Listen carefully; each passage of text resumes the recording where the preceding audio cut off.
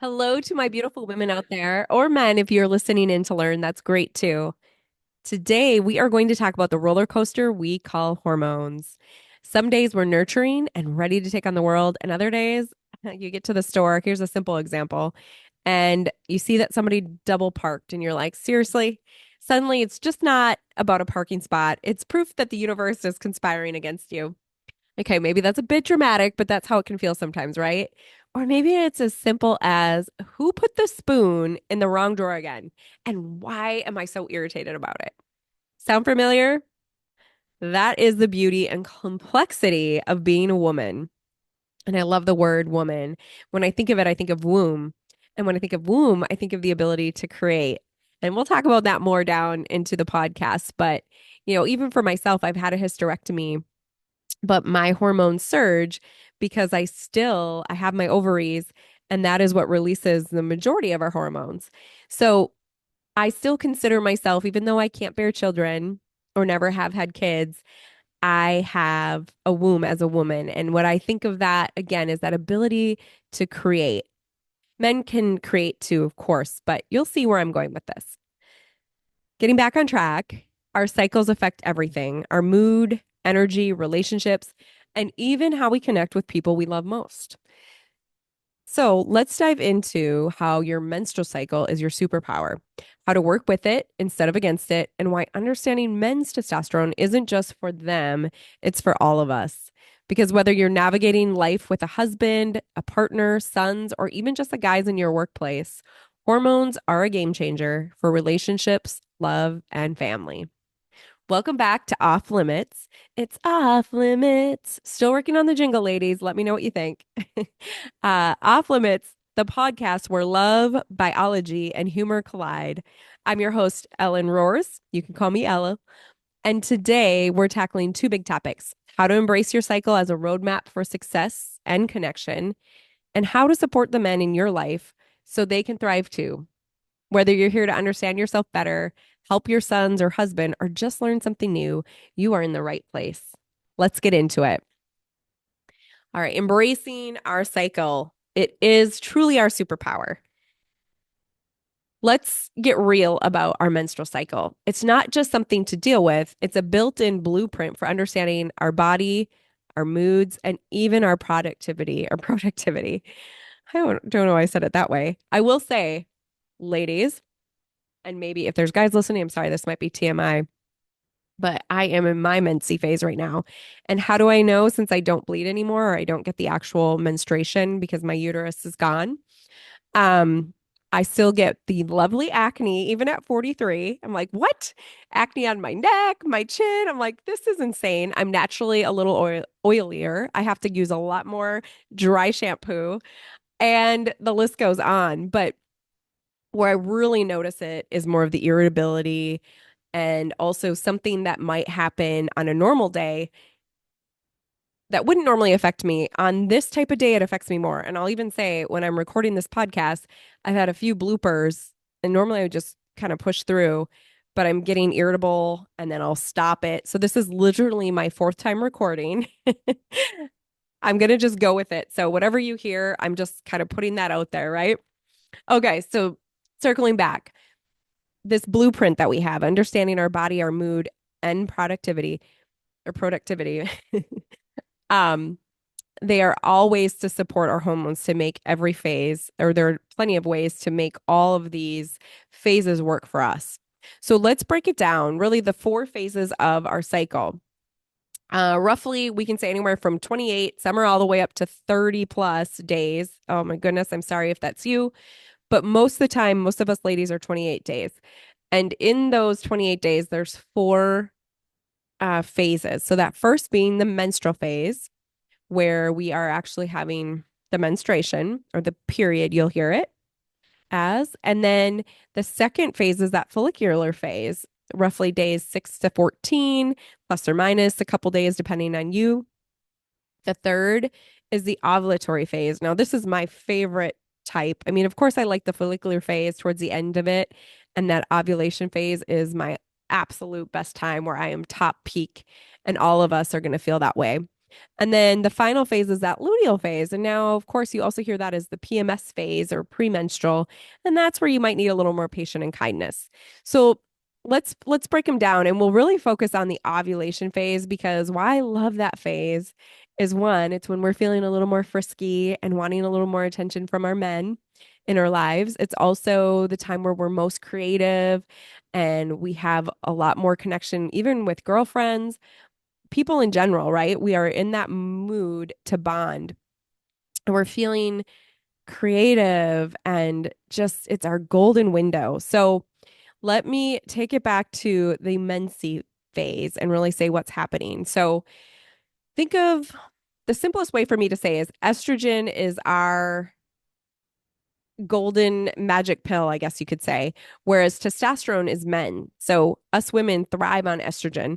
When it's low, we have low energy and we're in more fatigue, right?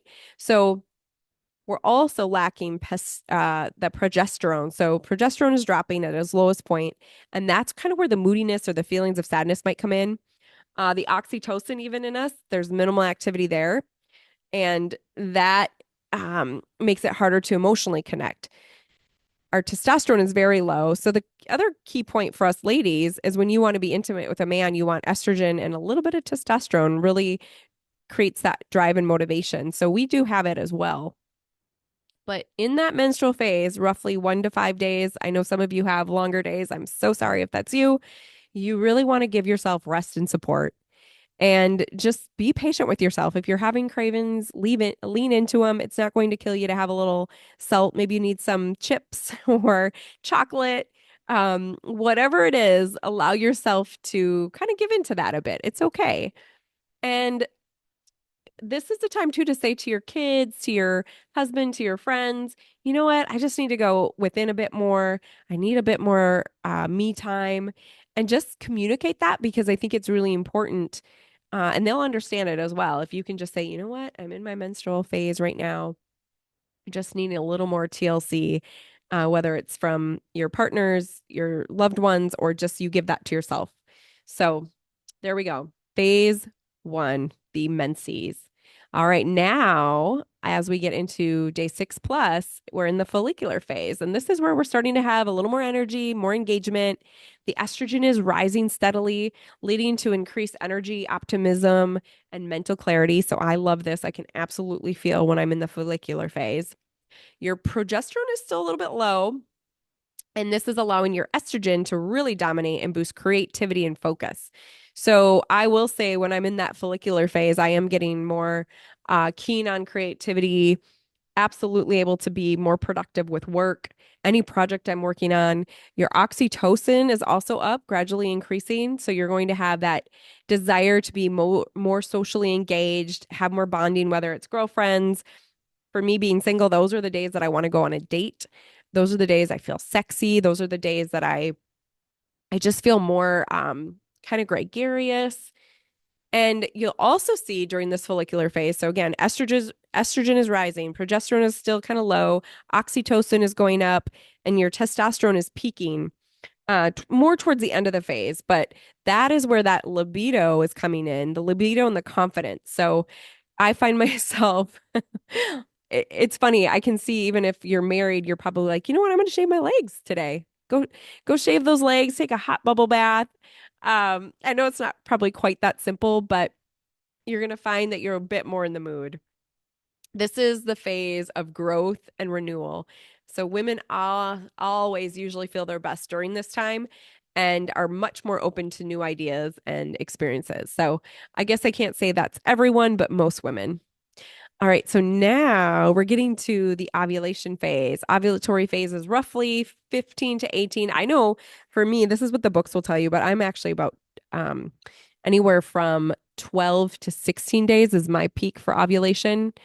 And here you go. This is what's going to be happening. Even like I said, since I'm in almost premenopause and I don't have like I said, I have a hysterectomy, but I still get the surge of estrogen. So here in the ovulation phase, estrogen is peaking. You're more confident, you're magnetic, you're feeling more attractive, all those great things. This is when you're Progesterone is still a little bit low, but it's beginning to rise towards the end of ovulation. And that's okay because the progesterone is kind of what brings on the PMS down the road. So again, it's really all about that estrogen. Oxytocin is high and your testosterone is peaking alongside the estrogen, which is really increasing that libido and the sexual desire. Um, what I want to say here, you're in your golden window for romance and social engagement. We are biologically primed for connection, and it's definitely our most vibrant and energetic phase. So, a couple things I want to say. I was really grateful to my mother at about 14 or 15, age 14, 15. I had the sex talk with her, and this was such a good talk because she explained, hey, honey, when you are in your ovulatory phase, just avoid your boyfriend. And I'm like, what? And this was kind of her way. Of course, we would talk about, how babies are created. I knew all of that stuff. And I wasn't necessarily having sex at that age, but she was keen on making sure that I wasn't. And so the way she would do that was, you know what, during your ovulation phase, you're going to be more naturally turned on. So if you're necking, I love how she would say necking. If you're necking or kissing, he's kissing you below the anywhere below the neck, it's going to be very hard for you to resist going all the way. So it's her way of saying, protect your kind of your how would you say it? The sexual desire, right? Because us women do have those desires as well. And especially as you're increasing your level of intimacy. So, and I'm saying this to the younger girls out there, if you're not on the pill or you're not aware of your cycle, it's really important to be aware because this is the prime time where you can get pregnant. And God made it this way, whether you believe in God or not. I just think this part is a magical aspect to our creator because women have this ability. How do I say it without being too graphic here? Let me just go to the straight up biology of it. So, your boobs are naturally more sensitive, right? So, if a man is touching those or kissing those, you're going to be more turned on. All your erogenous zones are more sensitive, but you're also able to become more wet. So, everything's more pleasurable down in that area. And the beautiful thing about that is it allows for intimacy to be even better because with the lubrication, the natural lubrication of your own hormones, your cervix will actually be a little bit firmer, so can be more pleasurable. You can orgasm easier. And the list goes on, but those are really the main things. So you'll even know if you're not on the pill, you'll start to see in your underwear that there'll be almost like a kind of a sticky clear um I don't want to say like a mucous membrane, but it's just a sticky clear. And that is what causes or allows for the sperm to live longer and be carried up to the uterus to be implanted. So what happens if there's no sperm to, which I unfortunately have not had sperm in my uh, area for a very long time. But let's say if there's no sperm that goes up to fertilize the egg will be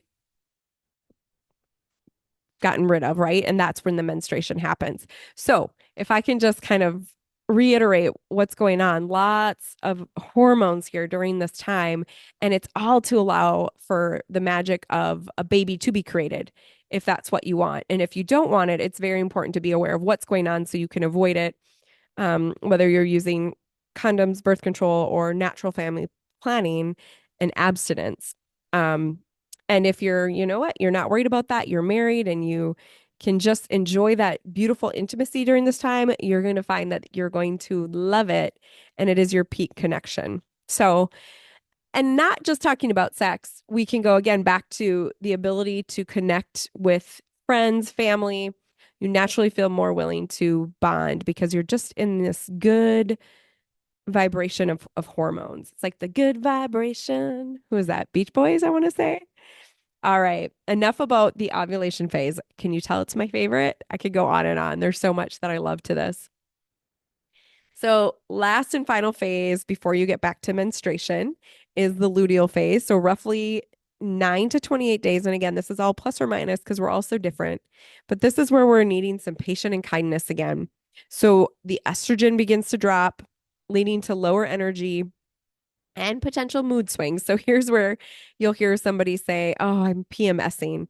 PMSing just basically stands for the premenstrual phase. And I can say that some have a harder time during the luteal phase. The fourth phase is tougher for some women than the actual menses phase. Um, sometimes even that ovulation phase they can feel when the egg drops, and that can be painful for some. Sometimes this luteal phase, as the uterine is getting ready to shed, you can start to have some cramping and such as well. So again, you're going to know what your side effects are of your menses, but for me, the luteal phase wasn't as bad. I think it was the cramping menstruation phase for me that was the toughest. And my hemoglobin would go so low during that menses phase. So I really struggled day one through about 4 to 5 of my period back when I had it. Now I don't get my period, of course, but in my younger days, especially, oh, I could just almost lean over in horrible pain because my cramping was so bad and so strong. So, yeah, you'll have to let me know, what you experience. But luteal phase, just be patient, be kind with yourself. This too is not the best time to have those conversations with your men or kids. You're starting to kind of need that time to really nest. And what's happening with progesterone, this is where progesterone peaks and it's in that mid phase. And that will promote a little bit of a calming and nesting instinct, but it can also lead to irritability if it's too high. So for me, yeah, if I did notice anything about the luteal phase, it was definitely that irritability. And my irritability would continue absolutely into the menses phase. Um, Especially because your iron is low, and that's where maybe you're even craving more meat or spinach if you're a vegan eater. For me, I love my meats, but I would definitely crave more red meats during that time. So you'll start to see those cravings kind of pop in at that fourth phase as well. Your oxytocin is declining. It's more towards the end of the phase. You'll see that go down. So kind of reducing that emotional openness. And then your testosterone drops again. So continuing to reduce the libido and the motivation. And not to say these are just kind of the commons for most women. It doesn't mean that you have to fully experience what I'm mentioning. It's just in general. So this phase, the luteal phase, is really marked by introspection and preparation for menstruation. So where that emotional sensitivity might be a bit heightened and self-care really becomes essential. This is where you want to start taking those baths or maybe get your good walks in, some vitamin D in the sun. You name it, you know what you love. For me, it's just as simple as a hot Epsom salt bubble bath. I love that. So let's kind of sum it up. Menstrual phase, roughly days 1 through 5 for most women. Hormones are at their lowest. You just might feel drained. You're more introspective. You're wanting to focus on your rest, reflection, and self care. 2, we're getting into the follicular phase, roughly days 6 to 14. Your estrogen is rising. We love our estrogen. This is when I'm starting to feel more creative, optimistic. You're more focused. This is really the time to brainstorm, set your goals, take action. If you want to have a really tough conversation with your kids or your spouse, for me, I should really be doing my podcast during the follicular phase or the ovulation phase. But yeah, follicular phase 6 through 14, roughly. And then the ovulatory phase, we know that estrogen's peaking, you're confident, magnetic, you're just feeling sexy and great. I mean, heck, in my ovulatory phase, I could even smell a guy walk by, whether he's cute or not, I will turn just because I'm feeling a little different. So yeah, these are when you want to plan your big events, lean into intimacy, go on a date, let yourself shine. It's really your time to thrive. So from the bedroom to the boardroom, really. And back to the final phase, the luteal phase, kind of towards the end, anywhere from, 20 to 28 days, that progesterone is rising. You're a bit more introspective and emotional. So slow down, focus on comfort, and set boundaries for your energy. And now I'm not saying, ladies, that, you can only be intimate during those ovulatory phases. There's going to be times that you do want to be intimate and other times. I know for me, I was very much that way in my PMS because it would help my cramping.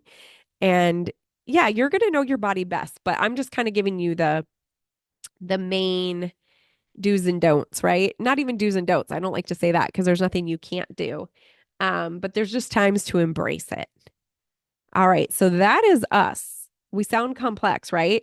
I think it is initially, but once you kind of document your cycle, there's so many apps out there to do that too. Clue is one of my favorites. There's a few others. If you are trying to get pregnant, you probably already have some of the ones that are charting your ovulation stage. And it is, again, it's just a magical. I just think us women are so fascinating. We are magical. I love that word.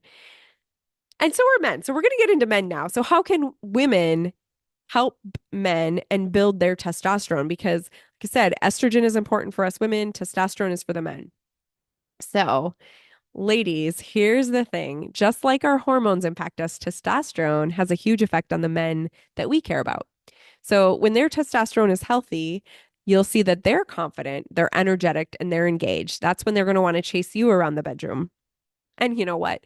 Men have high surges of testosterone almost every 15 minutes. So let me tell you, they're probably always going to be wanting to um receive you may only want to receive them certain times of the month. They will want to penetrate you, head towards you, just about any time. But hopefully, with understanding each other's cycles, you can kind of help each other out. So when the men's testosterone dips, this is when you're going to see them feeling anxious, withdrawn, or even a little down. So, it's not quite as predictable as it is for the women. Um, but there's definitely times that you'll notice, okay, he needs a little support. And, the tricky part, here's the tricky part. Most men will not come out and say, hey, I think my testosterone's low. Whereas us women, we can sometimes say, oh, my estrogen is low and I am just in a funk. We're a lot better at knowing that and communicating it. Where again, he might not necessarily know what it is. But we can absolutely, as women, pick up on the signs and gently help them course correct without ever using the word testosterone because you don't really want to say that to them. Oh, honey, I think your testosterone's low. You're a little moody. It just wouldn't go over, right? Or good wouldn't go over very well, right? So this hormone again, it's not just a guy thing. It really drives men's energy, confidence, and mood, as I said earlier. So it's also a key factor in our own physical strength, as I mentioned earlier. So we need a bit of testosterone to have our strength and libido. And I know for me being a single gal, this sounds funny, but I have a lot more testosterone than a lot of women that have men in their lives because the men will actually boost your estrogen in a good way when they're doing loving, nurturing things. Um, Women that are too much in their work zone tend to be high in testosterone. So I know I have a lot of really powerful, successful women too in my world. And I know when they're go, go, go with work, they can be a bit more irritable. So the testosterone for women isn't always a great thing. I mean, depending on what you're doing, it can be, but men thrive on it. Women, yes, it makes us a little more frisky. But if we're in too much testosterone, we need to do things to raise our estrogen, like take a hot bath, maybe go connect with a girlfriend, go hug your kids. One of the quickest way to boost estrogen for women is to go snuggle with your kids or your husband. And for men, we're going to dive into a few simple ways to really help them feel their best self again. So I'm going to talk high level and then we'll kind of even dive into it a little bit more. So, a quick rundown of the top 6 testosterone boosters for men. I did cover this in my last episode, episode 14, um, which definitely can benefit women too. If you want to listen to that one, please do. It's more specific to men, but you might find that one interesting as well. So, top 6 boosters: train like an athlete. So, that physical activity for them and, strength training or HIIT workouts are great. But even just as good as getting outside, being in the fresh outdoors is huge to build testosterone. It's a natural booster for them. Rest and recovery, believe it or not, they need that quality sleep. It's essential for their hormonal balance, both men and women. So, women, if you've just had a new baby, and I know it's tough if you're breastfeeding, but um, allow the men to help you out if they can, so you can get some rest, and vice versa. Say they had a long night the night before, maybe you take the night to get up with the kids. Just I know it's tough when there's kids involved, but remember to get that rest and recovery as much as you can. Men especially need that. Um, they need to fuel their body with the whole foods that are rich in healthy fats, the lean proteins. Zinc is really important. That really helps to give them the right fuel. And then keeping stress at bay. Cortisol levels, like us women, can really cause the stress, and stress for men suppresses testosterone. So, especially like stress for us women can decrease our estrogen. So the other really key factor here, and this is one if you have little boys or any younger gentleman in your life, the dopamine spiking activities, and the biggest one that I'm thinking of is Nintendo, or I don't know why I say Nintendo. That was my day. Gaming. I think they call it gaming these days, right? So gaming is a huge dopamine spiking activity. So this is really important that they avoid excess gaming or other behaviors that stimulate the brain or overstimulate the brain. So it could be gambling. That would be a bad one. Pornography. Pornography really is what spikes dopamine quickly. It doesn't allow them to bond with a real woman and can be really destructive. Especially, I worry about some of the younger boys that have access to porn. It's not like the porn some of the guys that we grew up with in, the 80s and 90s. It really was just, what was it? The Playboy magazines was about it. Now kids have it at their fingertips. So they're becoming addicted to it. And it's just something to keep an eye on and to have a conversation with your boys about. If you find that your man or the men in your life, it's maybe a little tougher conversation, but when they tell you that these activities like gaming, gambling, whatever it may be, are healthy for them, it's not creating the right type of stimulant. Testosterone, getting out and working out, spending time with guys, golfing, whatever it may be, is going to be so much more beneficial for them. And then meditation or prayer is really a great thing. Men are really great at meditating, even more than us ladies, because we tend to have multiple thoughts surging. We're multitaskers. Men are typically the one thought wonders. And that sounds, not saying anything negative for them. I love our men. They're great, but they can meditate because they're much better at focusing on one thing, where us women, again, a mile a minute. So the reason meditation and prayer is so beneficial is it really reduces the cortisol and improves the mental clarity. And here's kind of an interesting fact. Men do find it a lot easier to meditate because of the focusing on the one thought. So a nice advantage that they have over us multitasking ladies. So what can you do to encourage, just to kind of help them? You're going to encourage the hobbies with friends, family. Sometimes the best thing you can do is give your guy a little nudge to go do something he loves. If he's been stressed or anxious, he's just kind of, blah. It might be time to suggest or reconnect with his hobbies or friends. So instead of saying, hey, I think your testosterone was low, honey. That probably doesn't go well. Just say, honey, why don't you go call Joe and go hit the golf course? Or you've been working so hard. Why not, plan a night with the guys, or go play hockey to go play hockey or go ice fishing. Just kind of encourage them to get out. And men will thrive on these activities because they're fun, they're active, and they're social. And all of these boost testosterone naturally. Plus, it just gives them a mental reset, which is really, really important. And all that mental reset is really all they need sometimes. And then how can you support their physical health? Well, testosterone and physical health go hand in hand, as I mentioned earlier. So if you notice your guy isn't feeling his best, encourage him to stay active. If he doesn't have, like, say he doesn't have a gym, that's okay. Just as something as simple as a daily walk. Maybe the two of you go out and walk together. Or if you need alone time, that's fine too.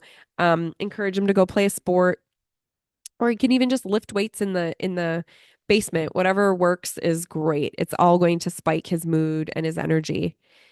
And you can also make subtle changes to his diet. Or if he's the chef, that's great too. But foods like eggs, lean meats, avocados, and nuts are really the best for hormone health.